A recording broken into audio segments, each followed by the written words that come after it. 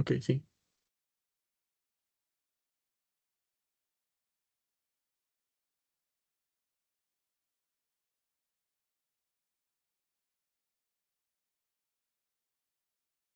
Ok.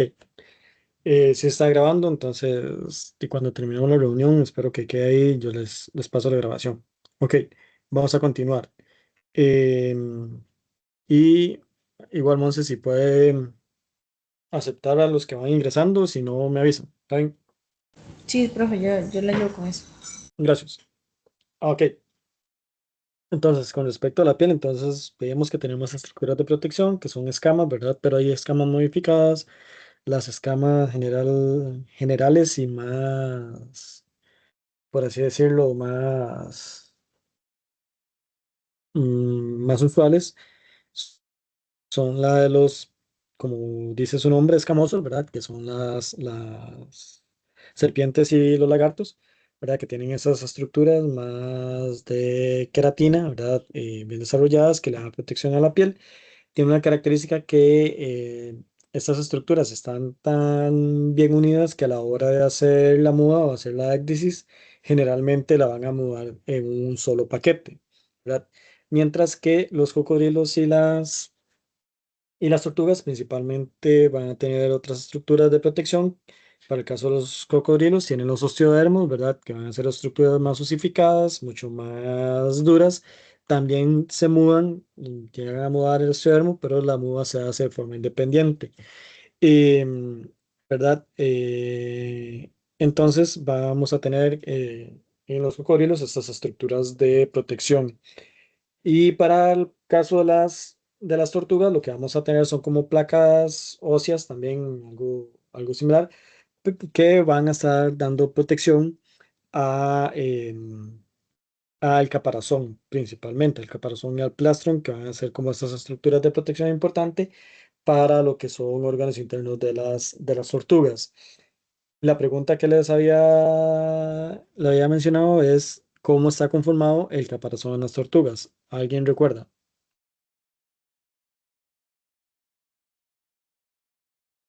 ¿De qué estructuras están conformados?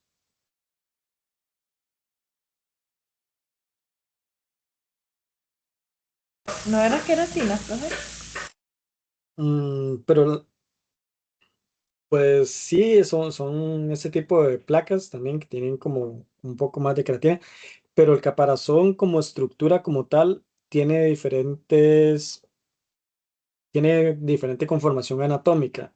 Hay ciertas estructuras anatómicas que conforman el caparazón. ¿Cuáles eran?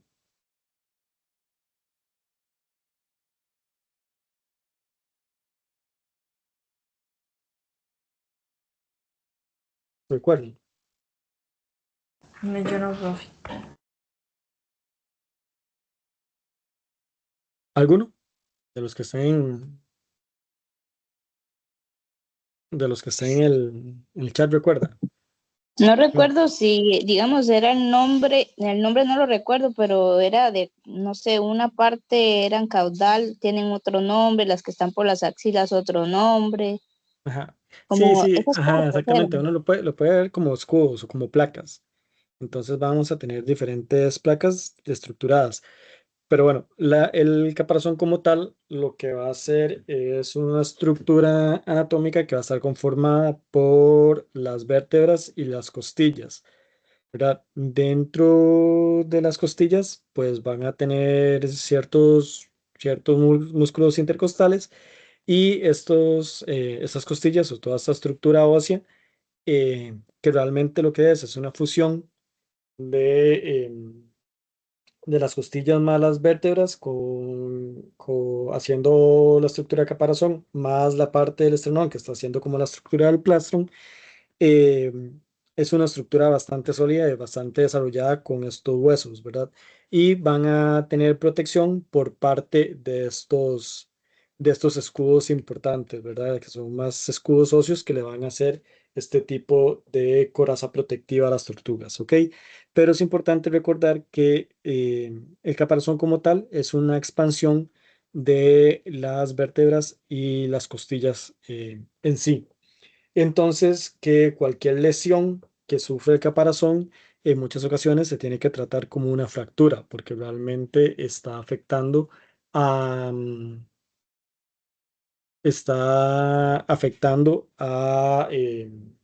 la estructura ósea, principalmente, por así decirlo, de costillas y demás. ¿Ok? Entonces, si es una estructura ósea que va a estar protegida por estas placas, ¿verdad? Importantes, que principalmente al interior son placas óseas y externamente, pues sí tienen alguna cantidad de queratina que también les da cierta protección. ¿Ok? Pero si hace este tipo de escudos importantes que van a tener las tortugas. ¿Ok? Ya se entendió bien esa parte, sí, ¿verdad? Sí, profe. Ok.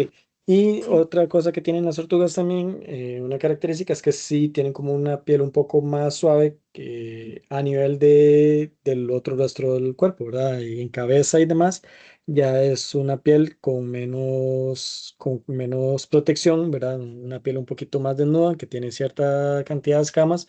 Y en muchas ocasiones, pues las patas también vamos a ver que ya tienen escamas muy similares, un poquito más engrosadas que los escamosos, que las lagartijas y las serpientes, ¿verdad? Pero ya sí a nivel de patitas, miembros, sí presentan estas escamas un poco más desarrolladas, ¿verdad? Más engrosadas, que son otras estructuras de protección que tienen. Pero sí es importante todos estos escudos óseos, ¿verdad? Que van a conformar el caparazón como estructura principal de protección de órganos internos.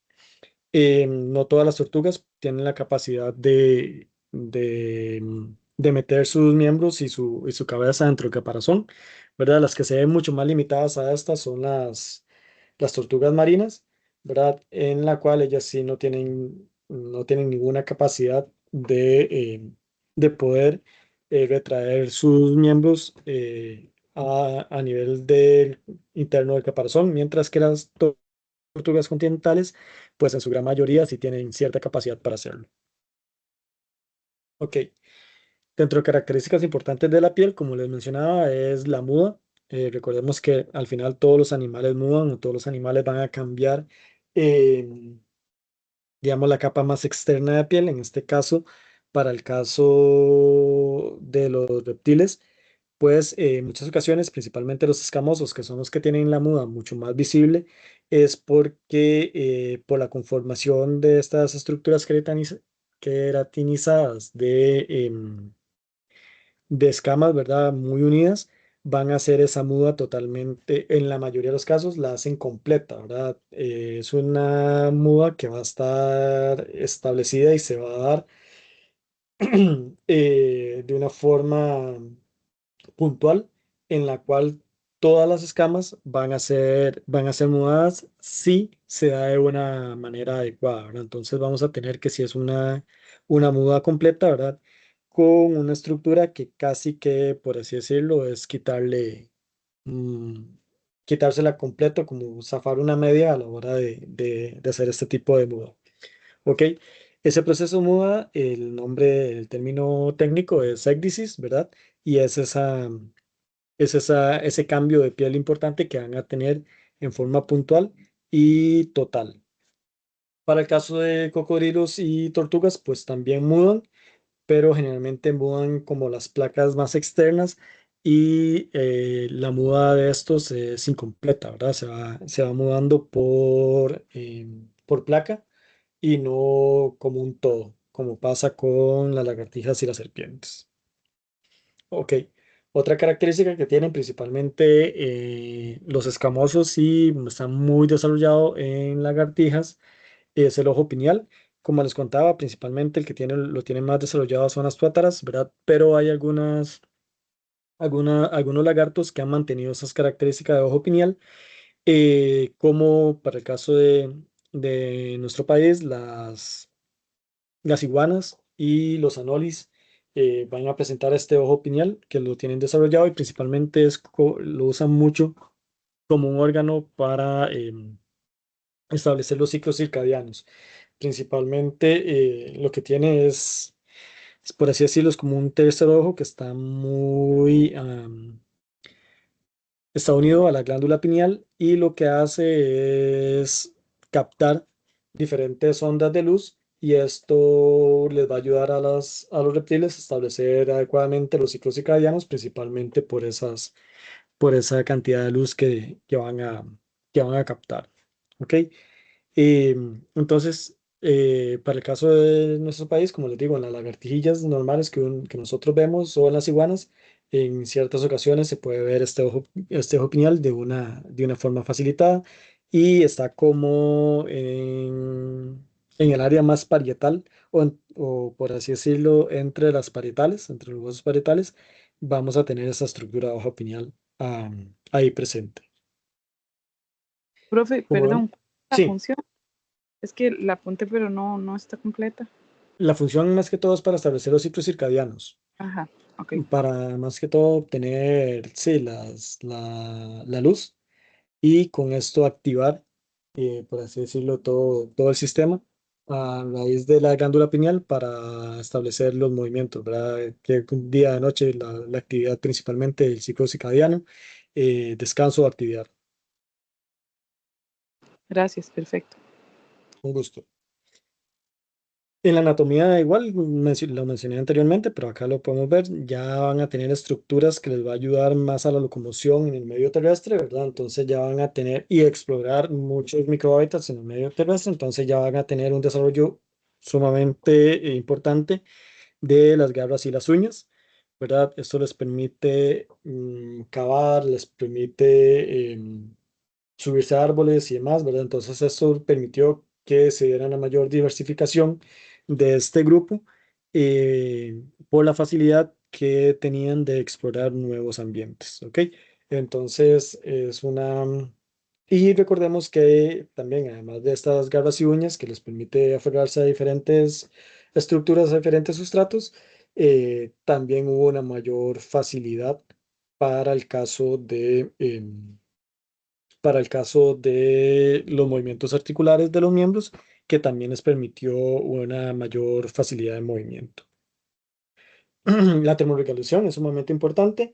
En este caso de termorregulación, recordemos que van a ser animales ectotérmicos. Eso quiere decir que su temperatura va a estar asociada a las condiciones ambientales, ¿verdad? Eh, pero que además de ectotérmicos van a tener una característica de poiquilotermia, que esto es que ellos pueden fluctuar su temperatura, su temperatura corporal, pero esta fluctuación de temperatura corporal va a estar meramente asociada a las condiciones externas. ¿Ok? Para el caso de los reptiles, recordemos que en general los anfibios van a ser muy ectotérmicos, no tanto, bueno, también van a tener cambios de temperatura o fluctuaciones de temperaturas internas, pero ellos no escogen tanto esta fluctuación de temperatura, mientras que los reptiles sí van a tener como mayor escogencia de una temperatura óptima. Entonces, se dice que los reptiles van a tener una temperatura óptima preferida, en el cual ellos se van a mover o se van sí, a tener un comportamiento durante el día en el cual van a establecer cuáles son las condiciones ambientales que requieren para sus tasas metabólicas. Entonces ellos pueden fluctuar esa temperatura, por así decirlo, adrede. Entonces, si lo que ocupan es calentarse, ellos van a buscar estas zonas calientes, estos puntos calientes dentro de su hábitat, ¿verdad? Para obtener energía y ya después, cuando ya tienen una temperatura adecuada para hacer el metabolismo como tal, ellos se van a mover a buscar áreas menos calientes o más frías para mantener una temperatura relativamente estable corporal. ¿Ok? Entonces ellos sí pueden, por así decirlo, decidir a la temperatura que quieren estar y,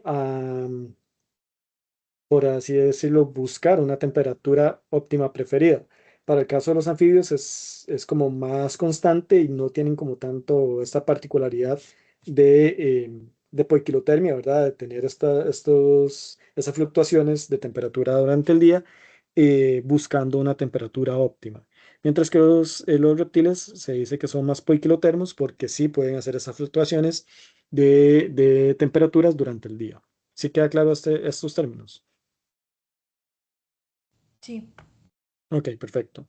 Entonces, sí, y siempre es importante para los reptiles, cuando si ustedes van alguna vez a manejar reptiles, van a encontrar que cuando se va a hacer manejo cautiverio se habla mucho de la temperatura óptima preferida en estos animales, ¿verdad? Entonces, que dentro de los terrarios, como habíamos visto un poco, creo que lo vimos el cuatri pasado, dentro de los terrarios de manejo de reptiles, también dentro de los terrarios, cuando hacemos manejo médico de reptiles, lo ideal es tener puntos de temperatura diferente en los terrarios y que ellos escojan cuál es el punto preferido o el punto necesario que ellos requieren, ¿verdad? No tenerlo como una temperatura constante o una incubadora con temperatura constante porque a veces puede ser que les estemos alterando mucho su tasa metabólica porque estamos aumentando mucho la temperatura y no les estamos dando la oportunidad de que ellos escojan cuál es la temperatura que prefieren en este momento.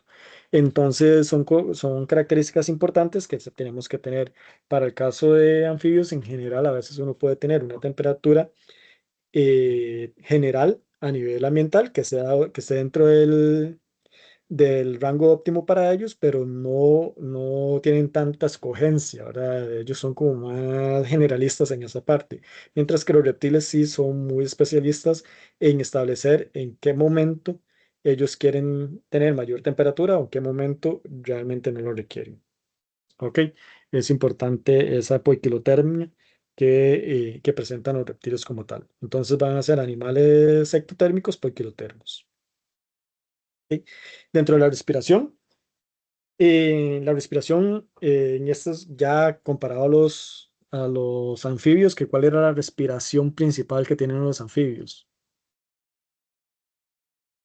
¿Cuál es el mecanismo respiratorio de los anfibios principal? ¿Qué tipo de respiración?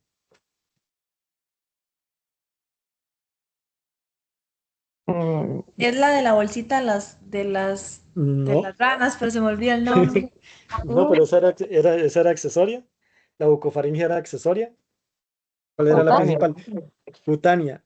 Y realmente pensé que había quedado muy claro para el examen pasado y la mayoría lo tuvo malo. Y creo que lo mencioné muchas veces, entonces no sé qué pasó. Es cutánea, la de los, la de los anfibios, ¿ok?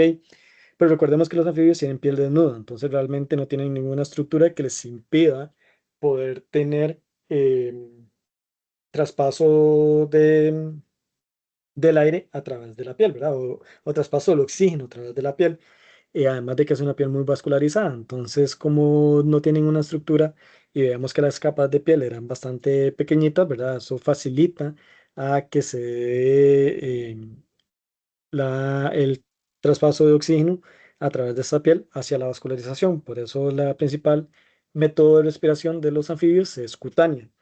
Mientras que ya recordemos que los reptiles pues tienen todas esas estructuras protectivas que van a hacer que no sean tan permeables a piel, ¿verdad? No les va a permitir tan fácil que haya un traspaso de oxígeno facilitado a través de la piel. Entonces lo que vamos a ver es que ellos ya desarrollaron una respiración pulmonar bastante específica. Realmente en sí los pulmones en los reptiles tienden a ser pulmones bastante sencillos, principalmente en los escamosos, en las lagartijas y en las, en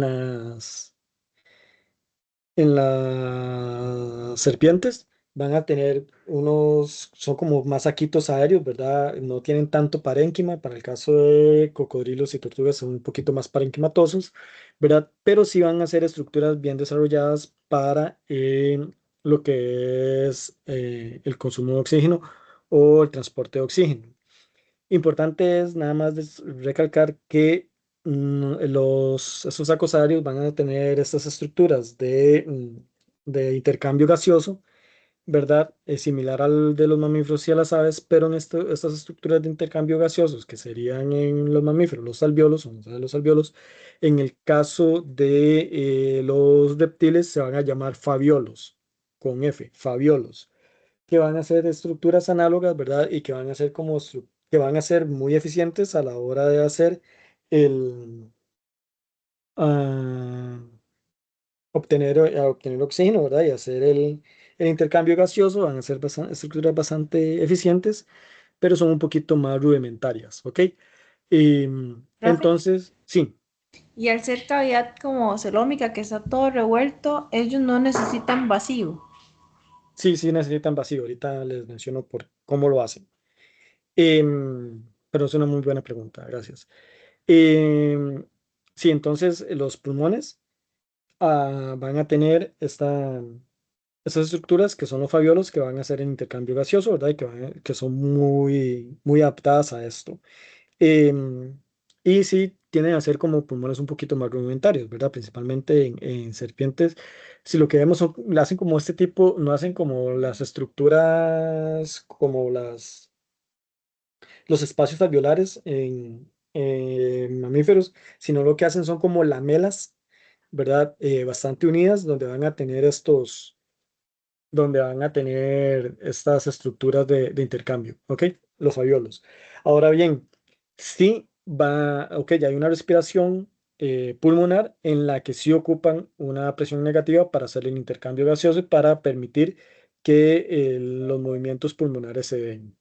¿Ok? ¿Alguien está queriendo entrar a la reunión o en espera? Creo que María. Sí, María, profe. Y yo Ok, por eso escribí un mensaje, pero dice que y aquí no aparece. voy a, voy a, voy a buscar un textito. Ya sigo con ustedes. Ajá.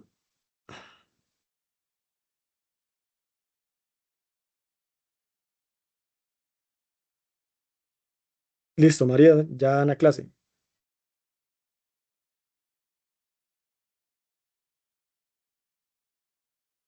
Ok, creo que todos los que estaban en sala de espera ya se podían incorporar, ¿cierto?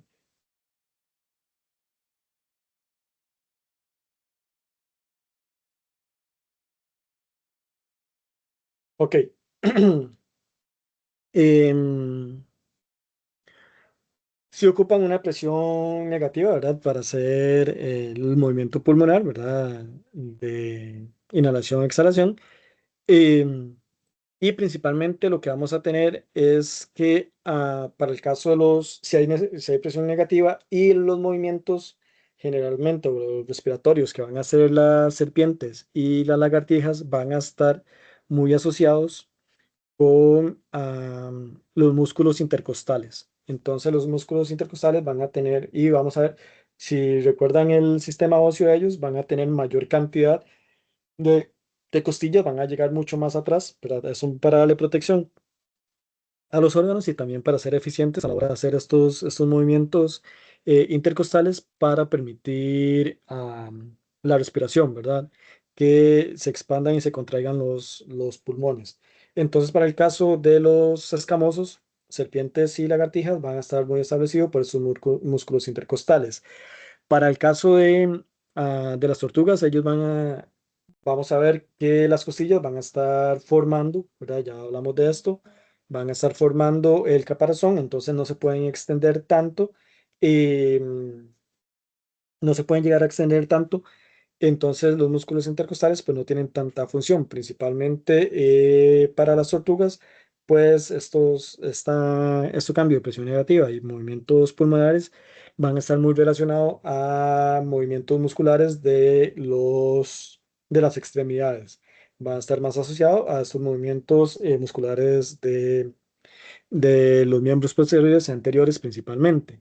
Sí, principalmente.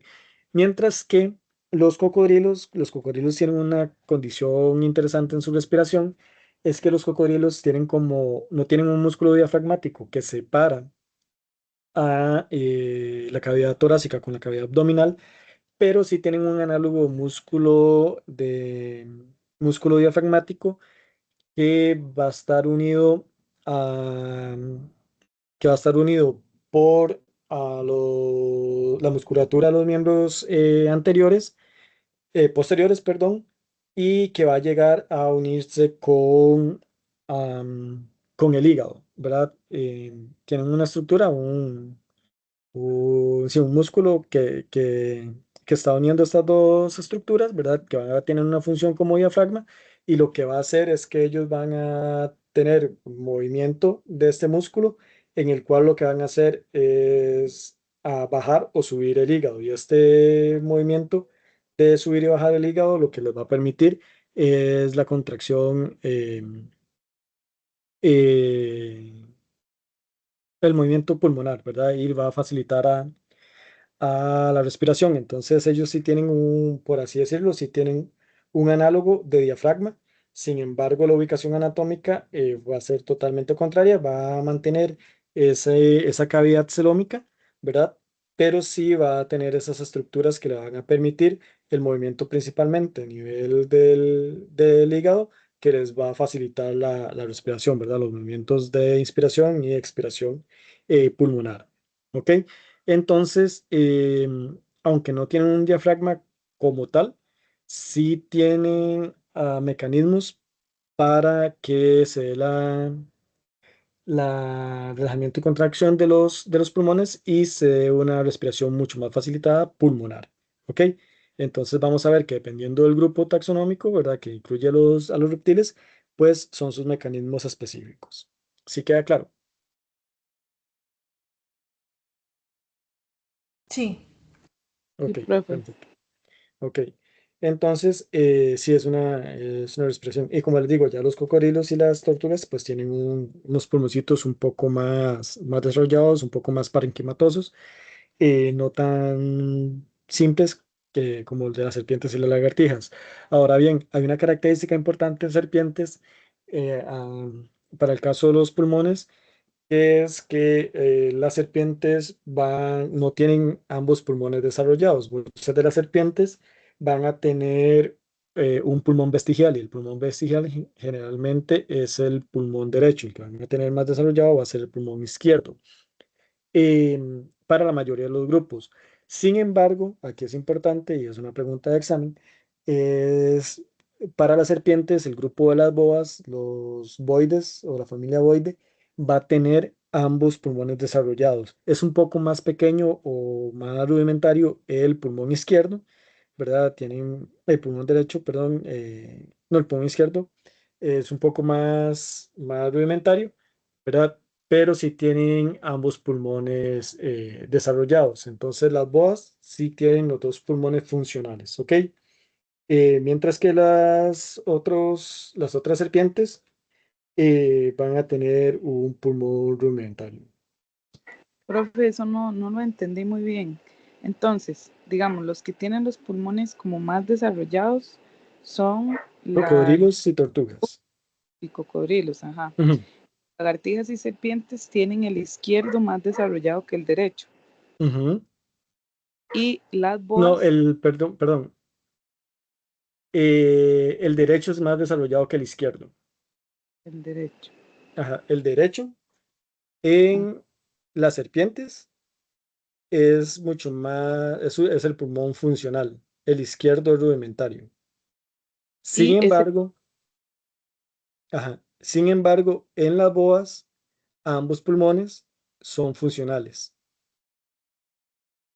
ok, El pulmón izquierdo tiende a ser un poquito más pequeño, ¿verdad? Pero es funcional. listo. Ay, profe, entonces cuando usted dijo lo de las boas, creo que lo dijo Ajá, al revés, porque yo sí, apunté que entonces tienen el derecho más rudimentario, es el izquierdo. el Aunque los izquierdo, tienen ajá, los dos desarrollados, el izquierdo sigue siendo un poquitillo más pequeño. exacto. Ok, las boas, ok, quedó grabado, va a quedar grabado, entonces para que quede claro. Las boas tienen ambos pulmones funcionales. Son de las serpientes que van a tener ambos pulmones funcionales y es como la excepción. Todas las demás tienen el pulmón izquierdo rudimentario, ¿ok? El que está bien desarrollado es el derecho y el que es funcional, ¿ok? Para el caso de las boas que tienen los dos pulmones funcionales, el izquierdo tiende a ser un poco más pequeño, pero son funcionales ambos. Ahora sí queda claro, ¿no? Sí. Sí, sí, ahora sí, gracias. Ok.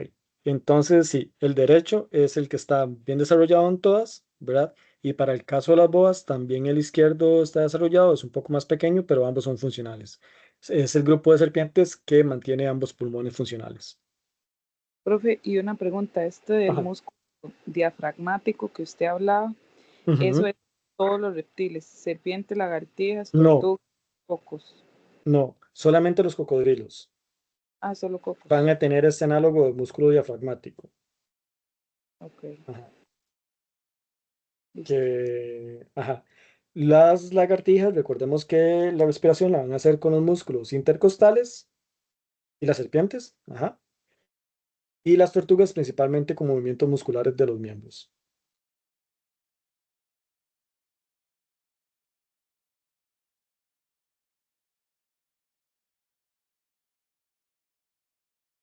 Ahora sí queda claro. Sí, igual todos, eso sí, todos tienen la cavidad Celómica. celómica, sí, Exacto. todas. Ujú. Exactamente, porque no hay un diafragma real que separe cavidad abdominal de torácica. Aunque los cocodrilos tienen este análogo de diafragma,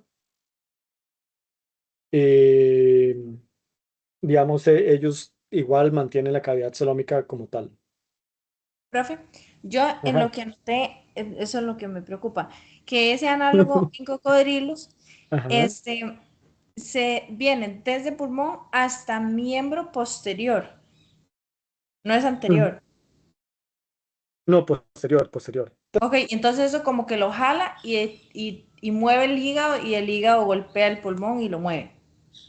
Exacto. Lo que va a hacer es, hay músculos del miembro posterior, principalmente que salen de la pelvis, que van a ir unidos hacia o tienen conexión hacia el hígado. ¿Ok? Entonces, por así decirlo, salen lateralizados. Entonces, eh, mantienen la cavidad celómica completa, no la separan. Entonces, van a salir de los miembros posteriores a nivel de hueso pélvico hacia el hígado. ¿Ok? Y lo que va a hacer es que ese músculo va a tener movimientos en el cual va a jalar o va a devolver el hígado y esto lo que hace es que permita los movimientos respiratorios, que permita los movimientos de aspiración y expiración pulmonares. ¿Ok? Sí, profe, ok, Ahora ok. sí queda claro, ¿no? Sí. Sí, ya. Ok, Cada vez que hice algo le agrego una palabra más, pero voy. está bien. Eh, ok, sí, si no queda algo claro, me avisa. Que a veces tiendo a hablar como muy rápido, sin mucha información, y sé que hay cosillas que quedan ahí guindando. Ok, entonces eso para la respiración. Vamos a tener. Ahora para la circulación es igual, vamos a tener ciertas características, vamos a tener un corazón de 3 cámaras en la mayoría de los reptiles, exceptuando los cocodrilos. Los cocodrilos van a tener 4 cámaras, ¿ok? Pero cada grupo de reptiles va a tener características específicas para su circulación, ¿ok? La circulación más fácil que vamos a tener es la de las lagartijas. Lo que vamos a tener es que, aunque en lagartijas, serpientes y tortugas solamente tenemos un ventrículo, lo que vamos a tener es que dentro de ese ventrículo van a tener, no van a estar separados por un septo interventricular completo, ¿verdad? Sino que van a tener como por así decirlo, como septos incompletos, ¿verdad?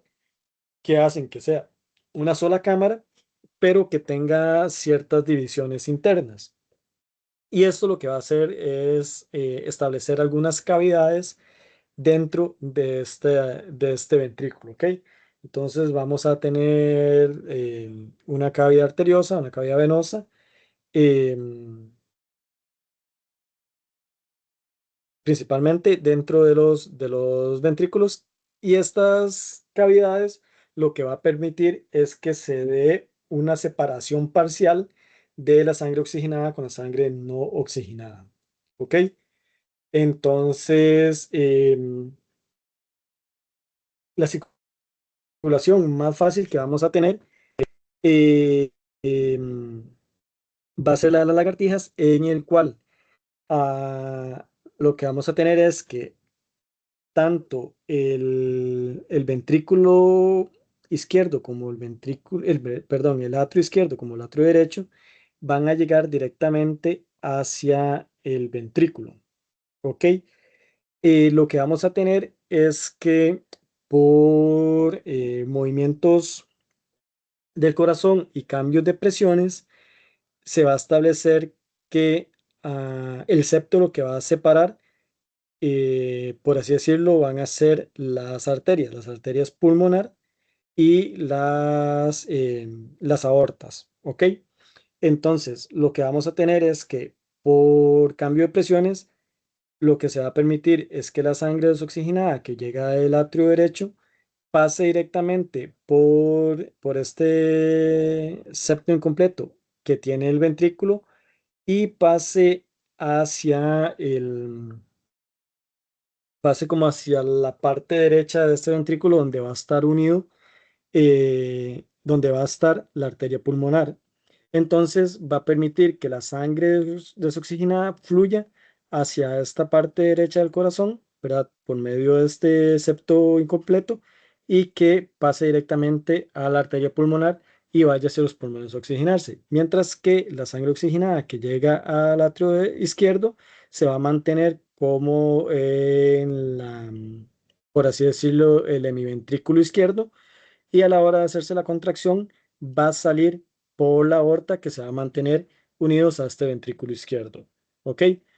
Entonces, o a este, por así decirlo así, ventrículo izquierdo. Entonces, aunque ambos ventrículos están llegando, ambas aurículas están llegando al mismo ventrículo, por condiciones de presiones y conformación de estos septos incompletos, va a dirigir la sangre a que salga por la arteria pulmonar o que salga por las aortas, ya sea sangre oxigenada o desoxigenada.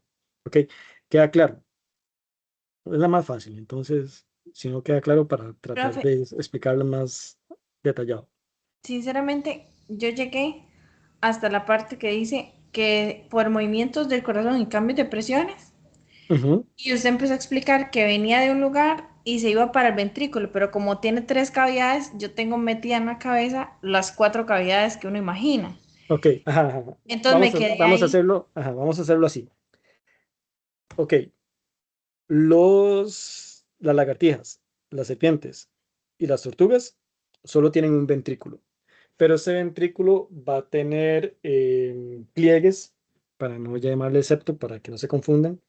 Solamente tiene un septo real, el de los cocodrilos.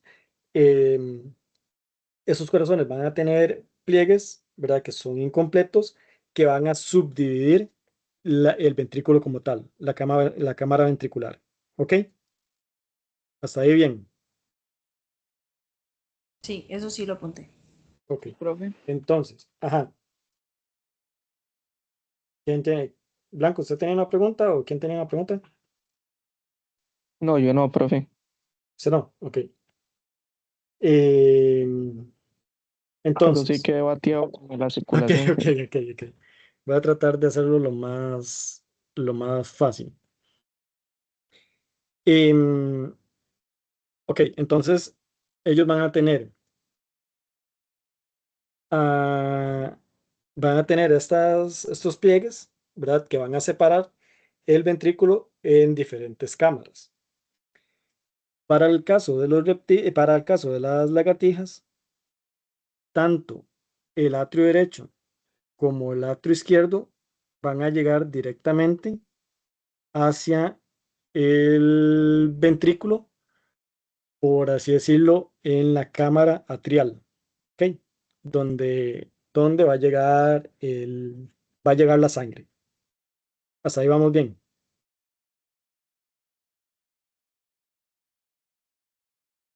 ¿sí o no? Digamos que la sangre que llega al atrio derecho, profe, es también compartida con el atrio izquierdo, ¿o Realmente no? no, cuando son sangre que van a llegar al atrio, van a ser sangres que van a estar separadas.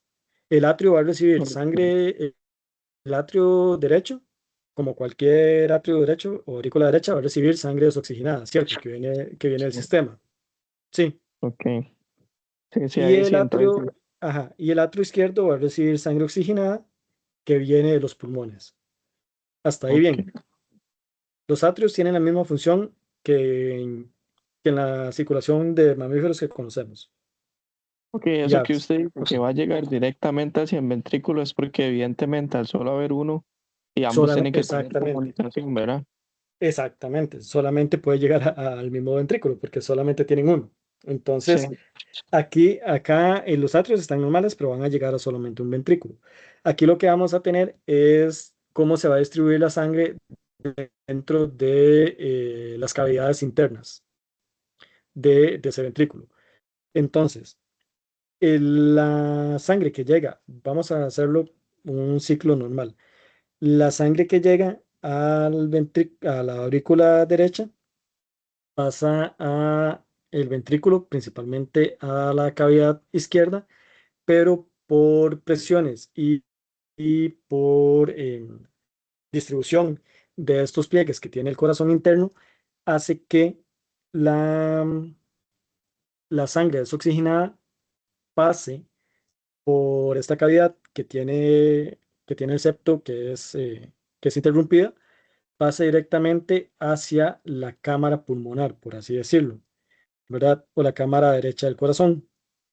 Y esta cámara derecha del ventrículo como tal va a estar unida a la arteria pulmonar. Entonces lo que va a permitir es que por cambios de presiones y a la hora de hacer los movimientos cardíacos, la sangre desoxigenada va a pasar directamente a esta cámara que tiene al lado derecho, donde va a estar la arteria pulmonar, y la sangre desoxigenada va a pasar directamente hacia la arteria pulmonar para irse a oxigenar a los pulmones. ¿Ok?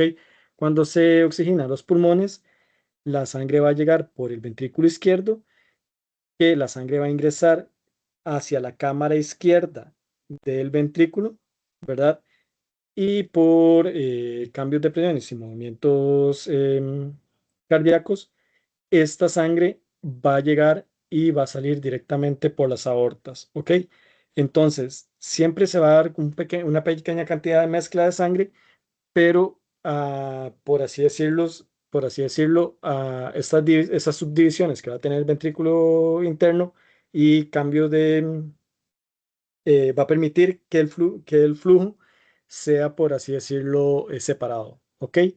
Entonces, lo que vamos a tener es que tiene solamente una misma contracción, pero esto va a permitir que las diferentes cámaras del ventrículo se muevan diferente y reciban sangre oxigenada o no oxigenada y puedan hacer un doble ciclo circulatorio, ¿ok?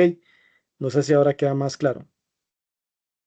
ok, profe, la cuestión es así, digamos, cuando la sangre entra a la aurícula derecha y va a Ajá, caer al ventrículo, ajá, esas, digamos que esas divisiones que tiene el ventrículo ujú. y los cambios de presión para que vaya con más fuerza o con menos fuerza, lo que hace es que redirige la sangre hacia, A las hacia, diferentes cámaras. Ajá, hacia, exactamente. digamos, en este caso sería a la arteria pulmonar para que se oxigene, digamos, para que vaya. Exactamente. Ok, Exacto. Ok. Pero acá en las lagartijas, la característica que tiene es que ambas aurículas van a llegar, por así decirlo, a la cámara izquierda, ¿verdad? Eh, a la cámara, por así decirlo, arteriosa. Bueno, realmente sería como la cámara pulmonar, la cámara arterial del ventrículo. ¿Ok?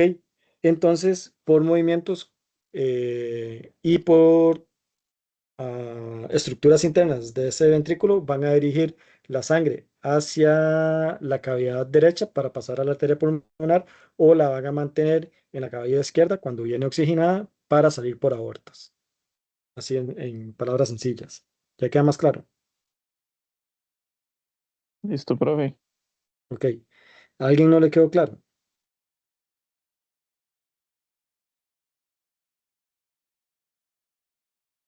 ¿Todo bien? Voy un toquecito que tengo a alguien en sala de espera.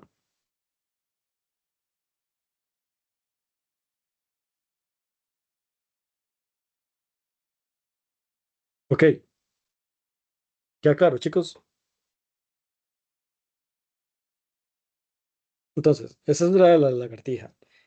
Entonces, sí, los dos atrios van a llegar a, por así decirlo, la cámara izquierda, ¿verdad? Por estructuras internas y por diferencia de presiones, pues la del atrio derecho va a pasar directamente a la cámara derecha del ventrículo y que está unida a la arteria pulmonar y va a salir hacia los pulmones para oxigenarse.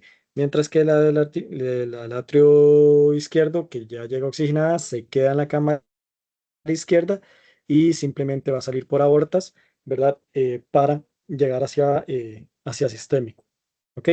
Para el caso de las serpientes, tal vez es un poquito más fácil porque acá lo que vamos a tener es que el septo que está incompleto va a separar las cámaras dependiendo de la llegada de los atrios.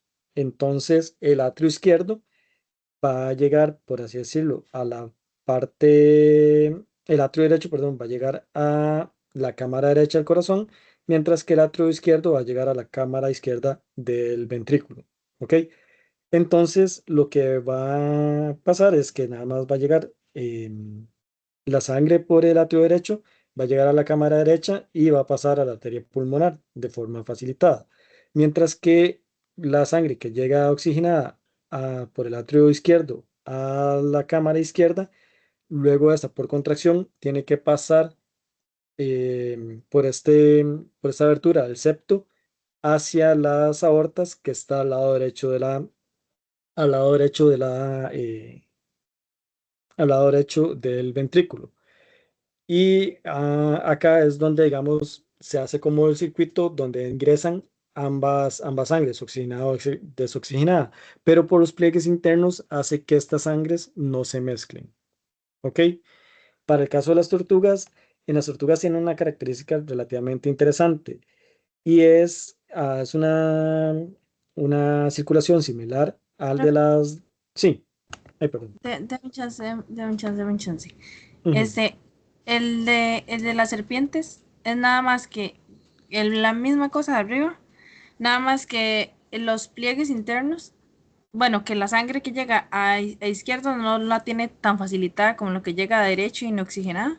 Entonces se ocupa que las contracciones lo empujen a derecho para poder salir por la aorta, Exacto, pero que los pliegues internos, que son incompletos, hacen que no se revuelva inoxigenada y oxigenada aunque están en el mismo ventrículo. exactamente. Ok, Sí, los pliegues redirigen la sangre hacia las salidas, ¿ok? Evitando que haya una mezcla, al final se mezcla un poquito, porque haya una mezcla importante o significativa, ¿ok?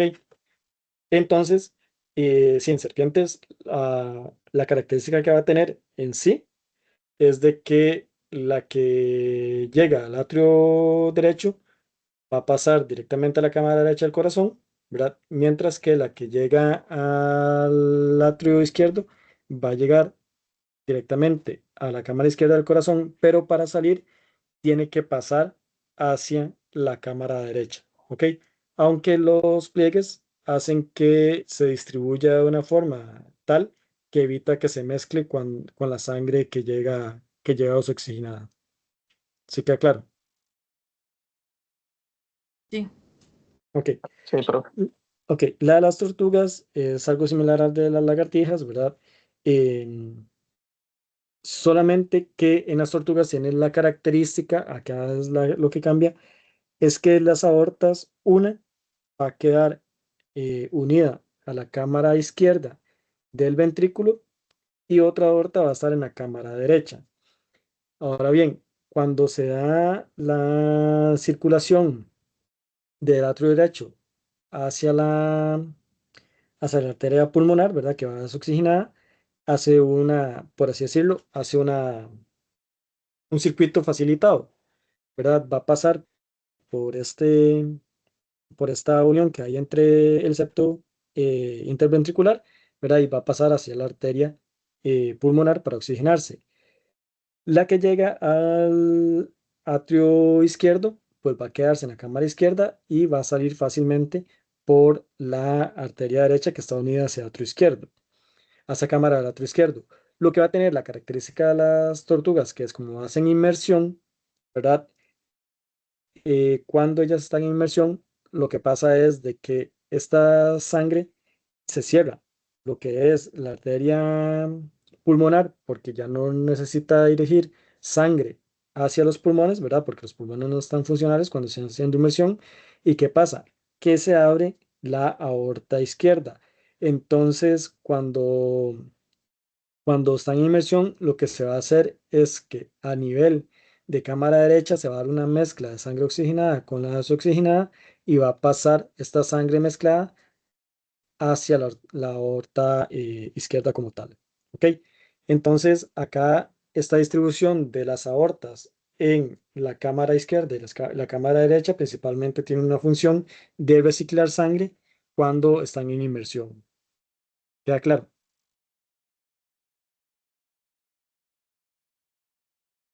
¿Sí o no? Sí, profe. Ok. Y digamos, Ajá. ese reciclar que hace la tortuga es que vuelve a bombear y como sigue cerrada la parte derecha que oxigena, vuelve a pasar y vuelve a pasar y vuelve a pasar hasta que la tortuga sale, respira y se vuelve a activar. Exactamente, porque la idea es cerrar la arteria pulmonar para que la sangre no vaya a pulmón, porque ¿qué va a ir a hacer a pulmón si no tiene oxígeno? Nada.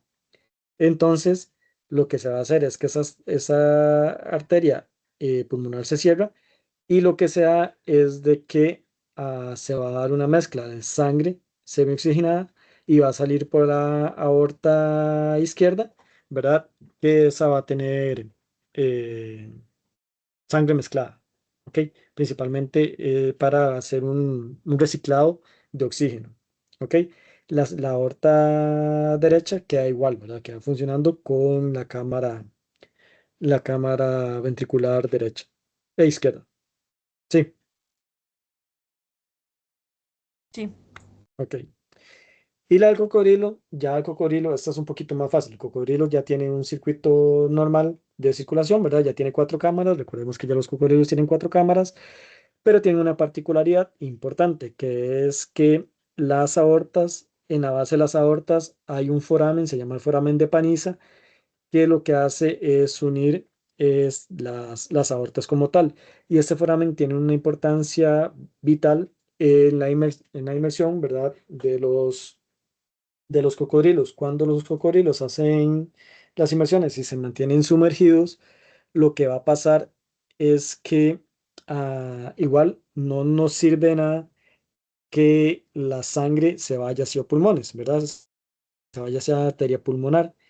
Entonces, cuando están respirando normalmente, este foramen de Paniza va a tener válvulas que va a cerrar y va a dejar de forma independiente a los ventrículos, donde el ventrículo derecho va a salir por arteria pulmonar y el ventrículo izquierdo va a salir hacia las aortas, ¿ok? Cuando el cocodrilo está en inmersión, lo que va a hacer es que se va a cerrar la arteria pulmonar y se va a abrir este foramen de Paniza.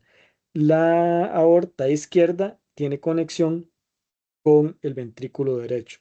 ¿Ok? Entonces, a la hora de que se cierra la arteria pulmonar, lo que se va a hacer es que el foramen de Paniza va a permitir que se abra la comunicación que tiene la aorta izquierda con el ventrículo derecho y esto va a hacer que la sangre que llega del atrio derecho a, al ventrículo derecho, en lugar de irse hacia los pulmones, va a ir directamente hacia el sistema, ¿ok? Se va a unir el ciclo, el circuito, perdón, de las aortas, ¿ok?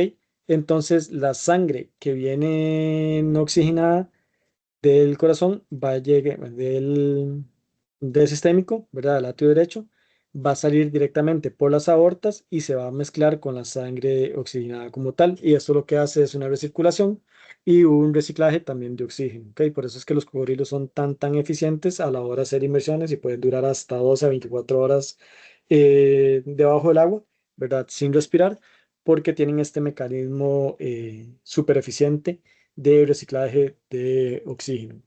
El del cocodrilo es mucho más fácil, ¿verdad? Porque ya tiene las cuatro cámaras. ¿Sí comprendieron esto?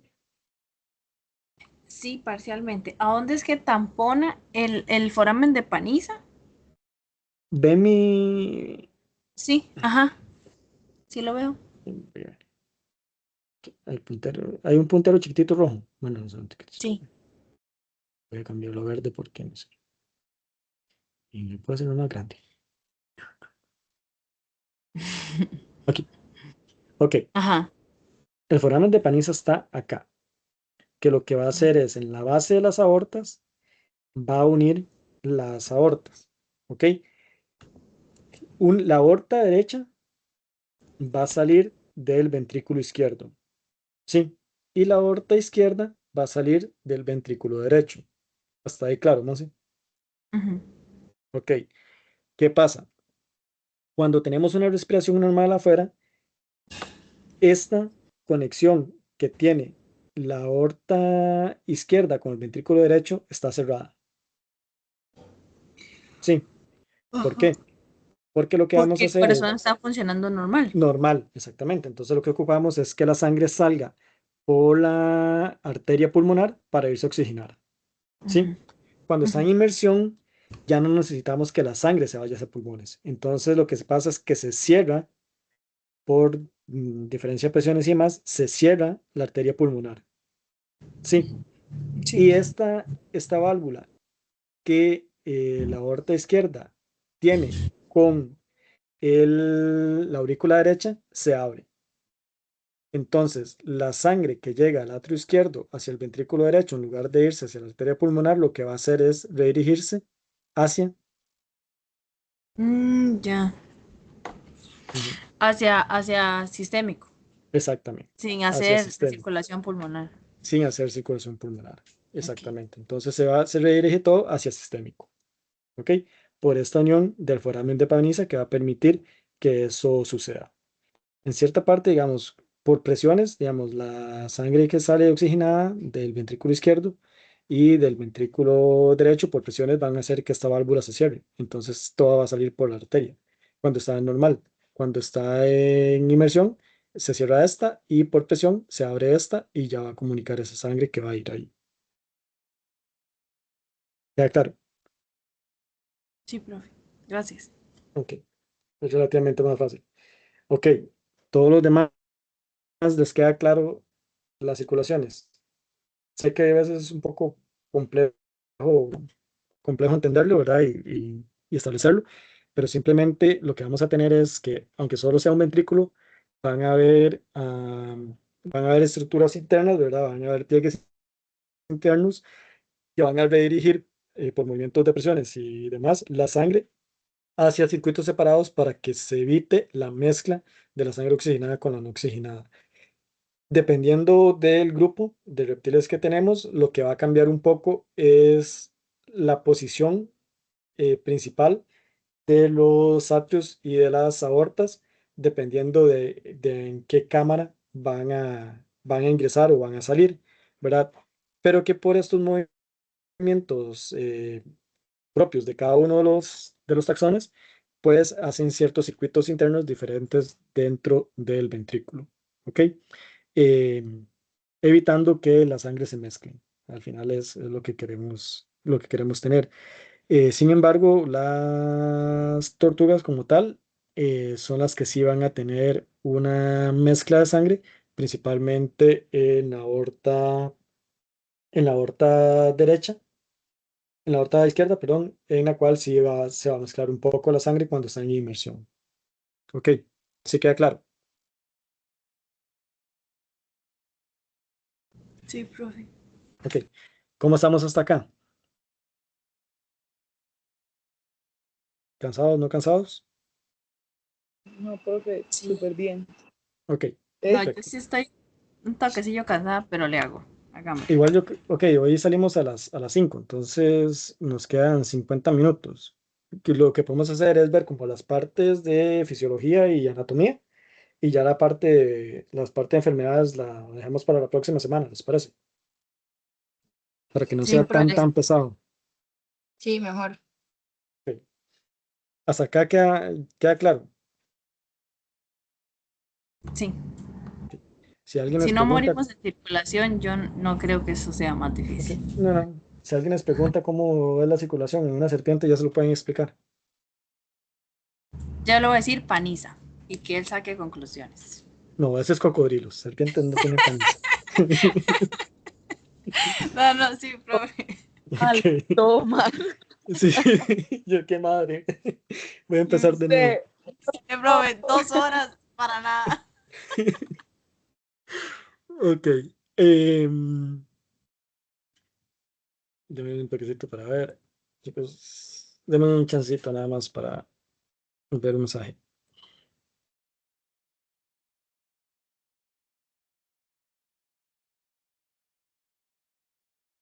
Ok.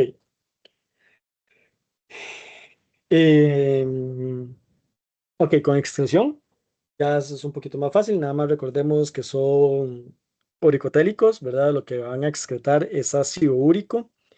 Y importante nada más recordar que son riñones metanéfricos, ellos carecen de asa Henle, entonces realmente la absorción de agua no se da tanto a nivel renal, ¿verdad? La absorción de agua no se da tanto a nivel renal, sino se va a dar principalmente a nivel de cloaca. Entonces la cloaca tiene una función sumamente importante en lo que es la absorción de agua en los reptiles. El ácido úrico, principalmente, lo que vamos a tener es que es un compuesto nitrogenado que es poco tóxico, ¿verdad? Y es también, digamos, no necesita de tanta agua para excretarse. Entonces, una característica importante de los reptiles es que este ácido úrico, principalmente a la hora de excretarlo, es un compuesto muy pastoso. Esta pasta blanca que se ve acompañando las heces en reptiles y aves, ¿verdad? Es el ácido úrico, que simplemente son los compuestos nitrogenados que están sumamente concentrados. Entonces, no se disuelve tan fácil en el agua y esto lo que facilita es que sean muy eficientes a la hora de absorber agua, principalmente a nivel de la cloaca. em, ¿Verdad? Entonces, tienen esa característica. Ahora bien, no todos los reptiles tienen o carecen de vejiga urinaria. Hay reptiles que sí tienen vejiga urinaria. ¿Alguien me puede decir qué, es- qué grupos de reptiles tienen vejiga urinaria y quiénes no? Que recuerden. ¿O sabían que los reptiles no tenían vejiga urinaria?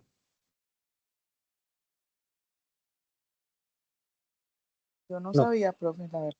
No. Yo Ok, sabía que no tenían, pero no sabía que habían unos que sí tenían. ok. Sí, las tortugas tienen vejiga urinaria y las lagartijas, la gran mayoría, tienen vejiga urinaria. ¿Ok? Para el caso de las serpientes y los cocodrilos, no. Los uréteres desembocan directamente en la cloaca. ¿Ok? Sin embargo, las tortugas sí tienen vejiga urinaria y demás, y sí pueden excretar una orina más conformada, ¿verdad? No tanto este ácido úrico concentrado. Pero sí tienen, Profe, sí, ajá. pero entonces, ¿por qué a veces sí tiran como esa baba blanca? Las iguanas y así. Las iguanas, ok, dentro de los lagartos, Ajá. dentro de los lagartos no todos tienen, no todos poseen vejiga urinaria. Hay algunos lagartos voy que alguien está pidiéndome. Hay algunos lagartos que carecen de vejiga urinaria. Las serpientes todas carecen de vejiga urinaria y los cocodrilos también. Ok, dentro de lagartos. eh, Tengo que revisar para ver cuáles especies específicamente no, o cuáles especies poseen vejiga urinaria, em, y cuáles carecen. Y eso se los puedo dar la próxima clase. Pero sí, algunas de las lagartijas pequeñas de estos anolis y algunas iguanas eh, carecen de vejiga urinaria, ¿verdad? Aunque el grupo como tal, hay algunas excepciones que sí tienen vejiga urinaria. Y las tortugas, pues todas tienen vejiga urinaria como tal. ¿Ok? Ok. Sí, cocodrilos es importante recordar que no tienen vejiga urinaria y serpientes tampoco. ¿Ok? Uréteres van a llegar directamente hacia cloaca y aquí es donde se va a hacer donde se va a hacer la reabsorción de agua principalmente. Tiene una forma, tiene una importancia bastante amplia y significativa la cloaca para reabsorber agua, porque los riñones carecen de asa de Henle. Ok. Órganos sensoriales, principalmente los órganos sensoriales, para muchas los va a presentar los escamosos, principalmente las serpientes, ¿verdad? Y dentro de órganos sensoriales podemos tener órganos que son termosensoriales, ¿ok? Van a recibir temperatura, tienen capacidad de recibir temperatura. Y estos órganos sensoriales en serpientes principalmente están asociados a zonas donde se carecen de escamas, ¿ok? Entonces dejan libre estos órganos termorreceptores y es lo que permite o facilita a que puedan detectar la temperatura. Para el caso de las víboras, el órgano, el órgano principal es la foseta loreal, ¿verdad? Que realmente lo que es que hay una ausencia de la escama loreal donde deja esta foseta descubierta. Hay terminaciones nerviosas que pueden recibir la temperatura, entonces ellas pueden detectar esta temperatura, principalmente las presas. Para el caso de las boas, también tienen fosetas, pero las fosetas van a estar localizadas a nivel de los labios, ¿ok? Entonces se van a llamar fosetas labiales. Están muy desarrolladas principalmente en boas y del género Corallus, para el caso de los boines, y para el caso de los pitonines las pitones también van a tener estas fosetas labiales. ¿Ok? Entonces son dos órganos termorreceptores que van a tener bien desarrolladas las serpientes. Otros órganos Profe, sensoriales, sí, los grupos eran boas, pitones y corales. no, boas, pitones y vipéridos, víboras. Ah, ok, ok, ya. Ajá, las víboras van a tener las fosetas loreales y las boas y pitones fosetas labiales. Pero dijiste otro grupo en las labiales.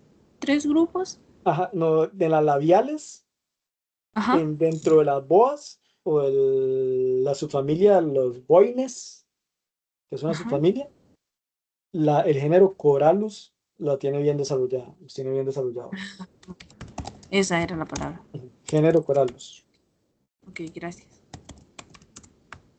De hecho, esta es una boa del género Corallus, es Corallus caninus, eh, y tiene estas fosetas bien desarrolladas.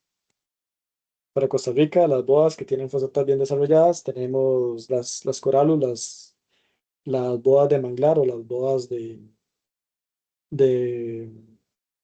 boas de manglar principalmente, o boas de árbol, las tienen bien desarrolladas. Ok, y dentro de órganos sensoriales importantes también vamos a tener que las serpientes tienen, bueno, las serpientes y algunas otras lagartijas, como el dragón o otros lagartos, como el dragón de Komodo, tienen el órgano de Jacobson, ¿verdad?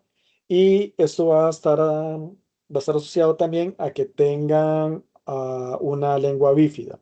Ok, principalmente la lengua bífida lo que les va a permitir es tener mayor área para captar moléculas químicas del ambiente y esas moléculas químicas van a ser llevadas hacia el órgano de Jacobson, que el órgano de Jacobson va a estar sobre el paladar, ¿verdad? Va a ser una hendidura que está sobre el paladar y está conectado principalmente con los lóbulos olfatorios, ¿ok? A nivel cerebral. Entonces lo que se va a hacer es que se va a depositar todas estas partículas químicas que toman la lengua y van a ser interpretadas directamente por los nervios olfatorios y se van a interpretar como partículas ya sea de depredadores, partículas de presas y demás, ¿verdad? En el cual se va a dar la interpretación. Entonces el órgano Jacobson o órgano vomeronasal es, que lo pueden encontrar en literatura como órgano vomeronasal, es sumamente importante principalmente en escamosos, en serpientes y en algunas lagartijas. ¿Ok? Em, y los cocodrilos van a tener unas ampollas que principalmente para, van a estar muy distribuidas en el área de la mandíbula, ¿verdad? Y también hay cierta distribución en la maxila, pero principalmente en la mandíbula. Son unas ampollitas de color negras que van a ser mecanorreceptoras. Y estas ampollas lo que les va a permitir es detectar movimientos o micromovimientos que se dan en el agua cuando están haciendo inmersiones y están cazando y por movimientos, por estimulación mecánica, estos mecanorreceptores les van a permitir detectar y focalizar de una mejor manera o localizar de una mejor manera a las presas. ¿Ok? Entonces, a nivel de cocodrilos van a tener estas ampollas eh, mecanorreceptoras que van a tener, que van a estar distribuidas principalmente a nivel de la mandíbula, aunque se ha visto que para el género de cocodrilos también están distribuidas en todo el cuerpo, pero muy desarrolladas a nivel del cráneo, principalmente a nivel mandibular. ¿Ok? Que lo que les va a permitir son cambios de movimiento, principalmente en el agua. ¿Ok? Entonces vamos a tener que los cocodrilos también tienen este tipo de órganos sensoriales bastante desarrollados e importantes. Dentro de la alimentación de estos animales, recordemos que la mayoría de los reptiles son bastante depredadores. Para el caso de las serpientes, no se conoce ninguna serpiente que no sea depredadora hasta actualmente, ¿verdad? Hasta el momento no se conoce ninguna serpiente que no coma nada más que presas vivas, ¿verdad? Que otros animales. Y, y dentro de depredadores, pues también tenemos los cocodrilos, principalmente, que son bastante depredadores, aunque pueden llegar a comer carroña. Y, y muchas lagartijas que también van a ser muy depredadoras, ¿ok? Entonces, la depredación es como su mecanismo de alimentación principal. Sin embargo, podemos tener algunas especies que son herbívoras. Para el caso de especies herbívoras que conocemos de reptiles, tenemos las iguanas marinas, ¿verdad? Que la dieta principalmente se va a basar en el consumo de algas. Em, y luego vamos a tener lo que son las iguanas verdes, que también van a ser muy herbívoras, principalmente en su etapa adulta. En su etapa adulta van a ser, sí, principalmente herbívoras como tal. En su etapa juvenil tienden a ser un poco más omnívoras y a consumir un poco más de proteína animal, ¿verdad? Pero ya en su etapa adulta casi que cambian su dieta a una dieta muy herbívora. Dentro de dietas omnívoras vamos a tener las iguanas negras, son sumamente omnívoras, ¿verdad? Van a comer otros animales, pero eh, también complementan su dieta con mucha fruta, ¿verdad? O mucha materia vegetal. Entonces las iguanas negras son bastante omnívoras y las tortugas también principalmente las tortugas continentales, ¿verdad? Las tortugas más terrestres em, se caracterizan por también tener una dieta omnívora. Acá es importante saber esto, que las tortugas son omnívoras porque dentro de dentro de las consultas a nivel de mascotas y cuando llegan consultas de tortugas, la mayoría de los casos es por problemas metabólicos dado por una mala dieta, ¿verdad? Que se basan principalmente en lechuga o en otra materia vegetal, ignorando de que también necesitan dentro de su dieta un componente de proteína animal importante, ¿verdad? Entonces, acá es donde radican mucho los problemas de manejo nutricional de las tortugas. Profe, Eh, pero aquí tam- como pececitos y que lombrices, insectos. sí, comen mucho invertebrado, ¿verdad? Ellas, las lombrices les gusta bastante, comen mucho invertebrado que está en el agua. Pueden llegar hasta consumir algunos, algunos alimentos o, digamos, renacuajos a veces comen, pueden llegar a comer algunos pececillos, pueden llegar a comer, también son un poquillo, pueden llegar a comer como carroña, ¿verdad? Una rana que se murió y que va ahí mal puesta, pueden llegar a comérsela y demás. Entonces sí mezclan mucho con proteína animal bastante importante. Digamos, si ha visto que, o se sabe, a veces no se sabe tan bien dietas, pero las tortugas candado, hay algunas especies que se ha visto que comen muchísimo organismos acuáticos, ¿verdad? De proteína animal, mucho organismo acuático, mientras que otras se especializan más que todo en raíces o en vegetación, aunque siempre van a tener, a terminar consumiendo algo de proteína animal. Entonces es Ok. Profe, importante. Profe, había un puedo hacer problema. una pregunta que, aunque ya pasó el tema, es nada más rápido, no ocupo que se devuelva. Entonces, los cocodrilos cuando cazan en el agua, la persecución que hacen no es por vista, sino por las ampollas mecanorreceptoras. Ok, ellos tienen una membrana nititante importante, un tercer párpado bastante importante que les protege la visión y los hace como poder ver debajo del agua, pero igual tiene cierta limitación en la visión. Entonces, em, sí utilizan como un complemento para poder dirigirse lo que son las ampollas. Además, recordemos que no siempre van a estar en aguas limpias, ¿verdad? En aguas que le van a cristalinas y que les va a permitir una buena visión. A veces son aguas muy turbias y demás. Entonces, también este complemento de la visión o limitación de visión lo complementan con estas ampollas. Ok, profe, gracias. Ok. Blanco, tenía una pregunta. Y que es que a nosotros nos había mencionado una enfermedad que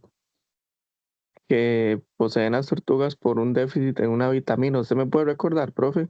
Eso lo vamos a ver en la próxima clase porque no creo que me dé tiempo verla hoy. Pero sí es hipovitaminosis A. Que no Ah, solamente afecta a las tortugas, pero sí afecta mucho a las tortugas como tal. Es una, es un desbalance en la vitamina A, principalmente es por dieta. Generalmente ellos, de igual como comen cierta materia vegetal y demás, hay ciertos carotenoides asociados. Muchos se ha visto que puede ser deficiencia de carotenoides en la dieta, que puede llevarnos a esta deficiencia de vitamina A, generando una enfermedad bastante importante metabólica, que esa es la hipotiroidismo A, pero lo vamos a ver con más detalle en la próxima clase. gracias, profe. Un gusto. Y carroñeros, también tenemos eh, algunas especies que van a hacer su dieta, va a especializarse mucho en carroña, ¿verdad? Tenemos el dragón de Komodo que principalmente va a consumir mucho ya materia animal que está en cierto grado de descomposición. Em, Antes del 2000.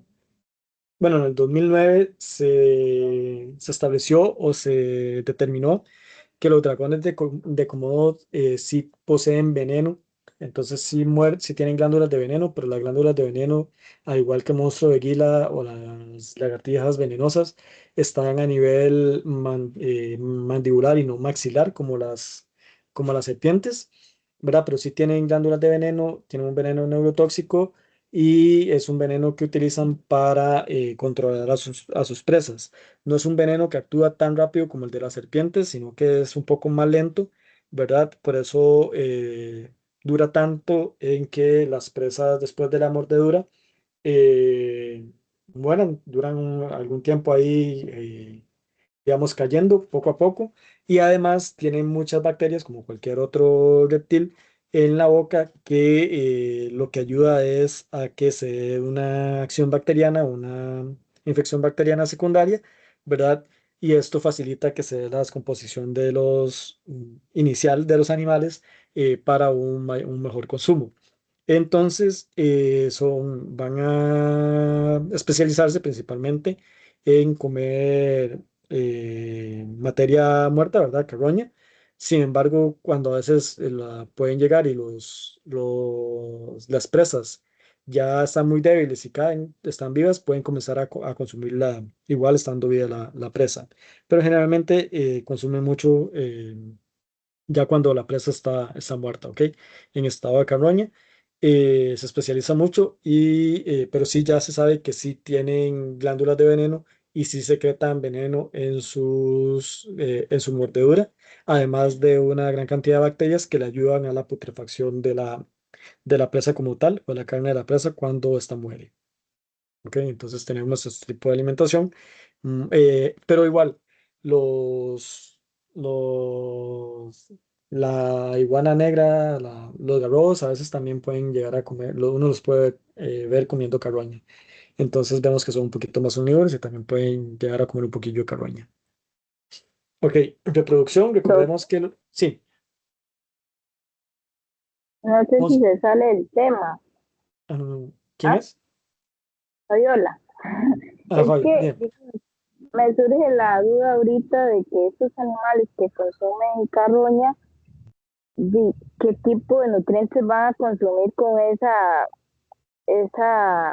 cadáver? Si ya todo está muerto, desnaturalizado, o si aprovechan algo.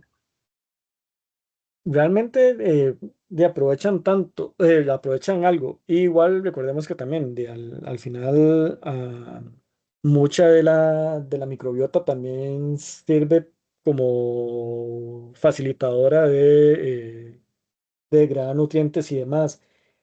Y cuando hay cierta descomposición de la materia, realmente no es que nutricionalmente esté totalmente baja. A veces hay hasta más desdoblamiento de proteínas, que es mucho más fácil de obtener nutrientes por ese desdoblamiento de proteínas. Lo malo de comer, bueno, lo malo de comer comida en descomposición es la cantidad de bacterias posiblemente patógenas que pueden llegar a afectar por el consumo de esta materia en descomposición. Entonces, si son animales que realmente están acostumbrados o pueden acostumbrarse a una microbiota que puede llegar a ser o afectar el tracto gastrointestinal y puede llegar a ser patogénicas, ¿verdad? Por la descomposición, si ellos están acostumbrados a esa microbiota, comer carne en descomposición, o en este caso, son cadáveres en descomposición, en muchas ocasiones esa descomposición puede ser que esté doblando más fácil proteínas y sea más fácil de obtener nutrientes, o todavía hay nutrientes que se pueden absorber. Entonces, sí, yo creo que en calidad y nutrientes, principalmente, igual van a contener cierta cantidad de nutrientes. Hay proteínas que no se doblan por la destrucción bacteriana, y simplemente que lo hacen porque aguantan una microbiota posiblemente patógena que está asociada a la degradación del tejido. Entonces, pero a nivel nutricional, muy probablemente mantenga una composición proteínica todavía nutritiva. Y hasta puede ser que se doblen algunas proteínas que sean mucho más fáciles de absorber cuando están en cierto grado de degradación. Entonces, para responder la pregunta, muy probablemente sí todavía sea, nutricionalmente hablando, sí sea viable comer carroña. Lo que no es viable es la cantidad de bacterias asociadas a esa degradación, ¿verdad? Que muchas de las ocasiones esas bacterias van a tener un efecto patogénico en cualquier otro animal, pero si es un animal que está acostumbrado a eso, pues no le va a generar el mayor problema. Gracias, profe. Con gusto. Ok, en reproducción recordemos que vamos a tener reptiles que van a ser vivíparos o puede ser ovíparos, ¿verdad? Y entonces muchos reptiles pueden llegar a parir sus crías vivas. Dentro de estas algunas serpientes, como el caso de las boas, eh, el caso de los vipéridos, que van a parir crías vivas. Sin embargo, en boas tenemos una excepción de un grupo en particular que, que pone huevos. ¿Cuáles serían dentro de las boas el grupo que pone huevos?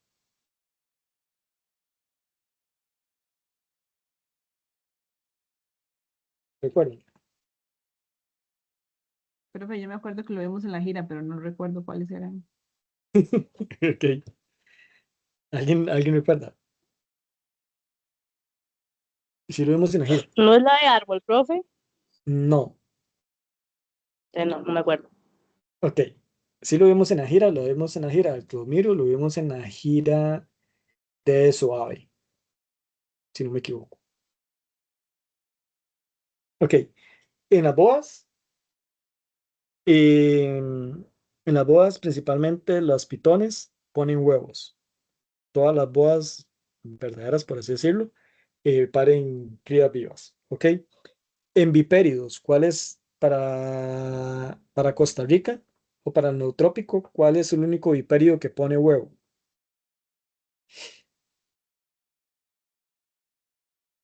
Víbora foseta en el neotrópico que La pone huevo. Matagüey, ¿no?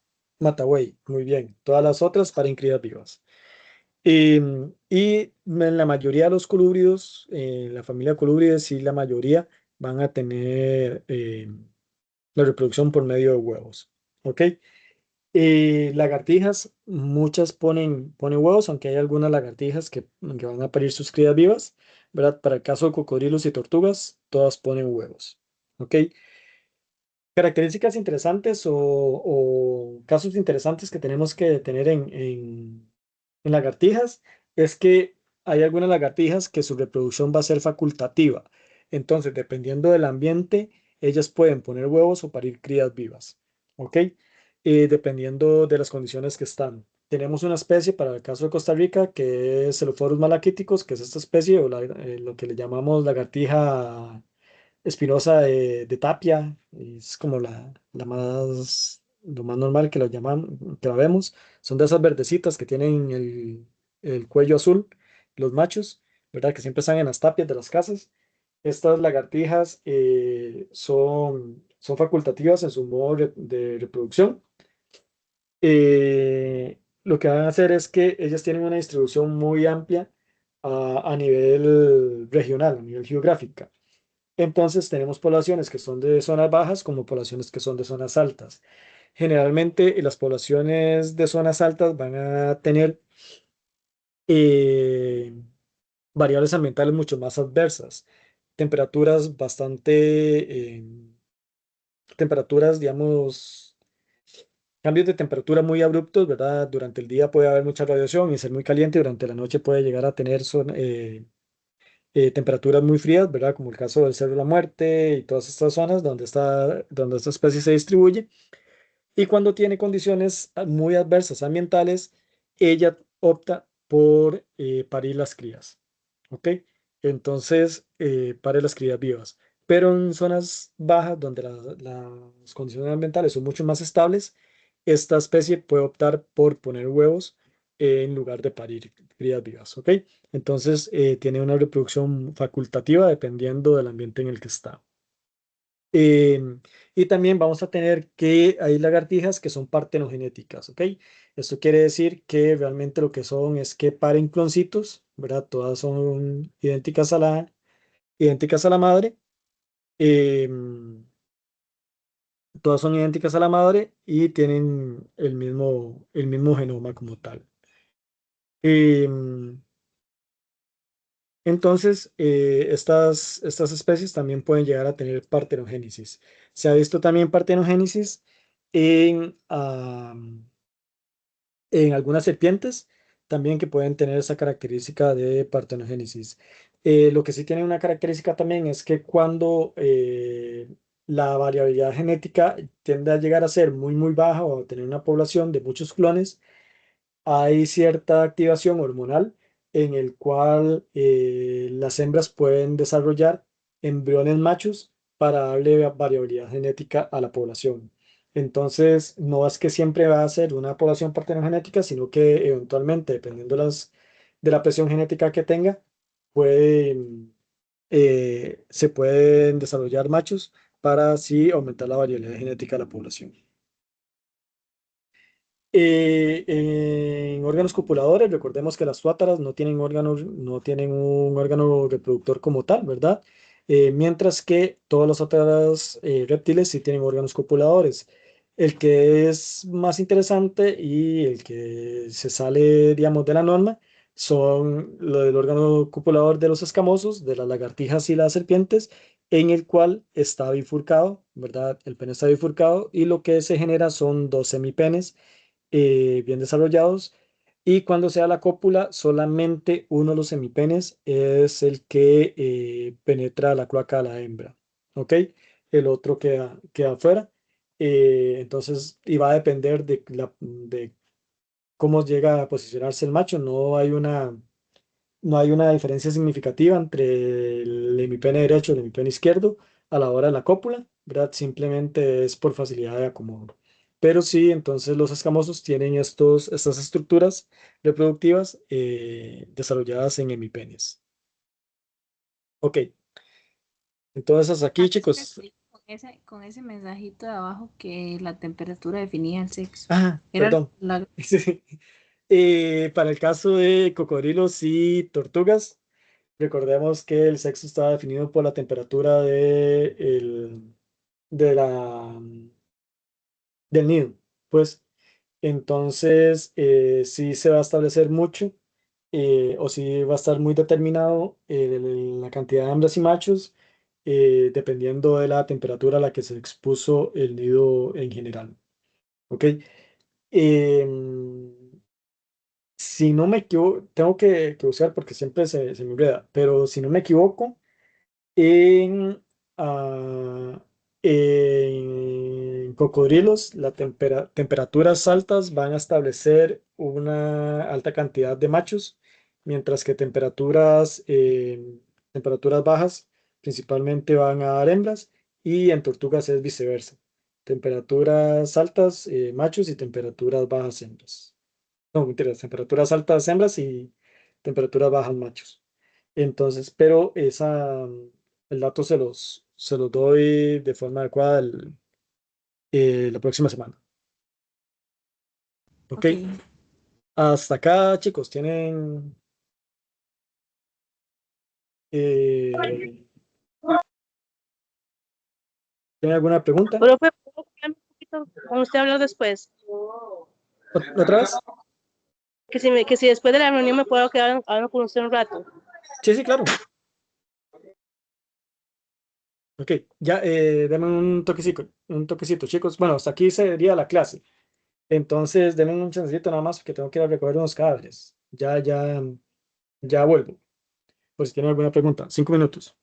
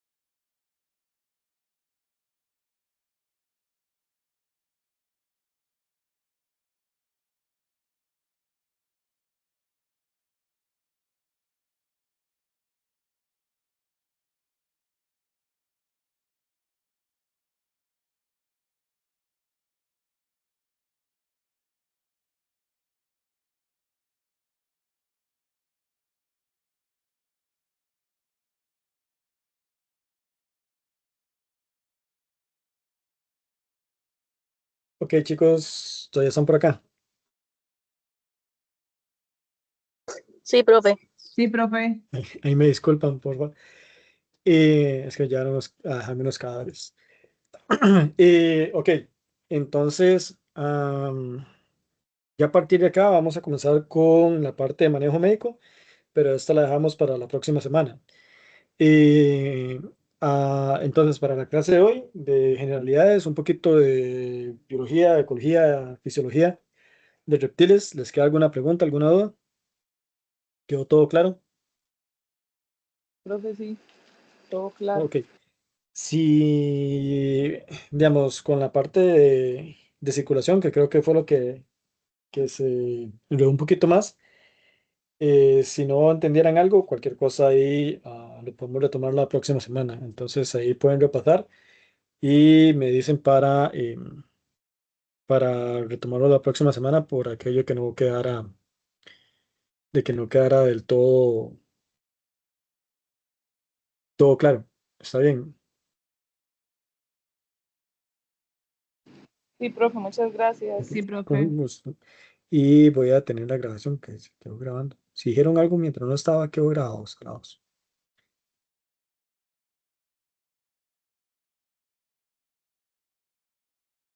Lo que no sé Gracias, dónde. profe, nos vemos. Con gusto, chao, hasta luego. Gracias, profe. Hasta luego.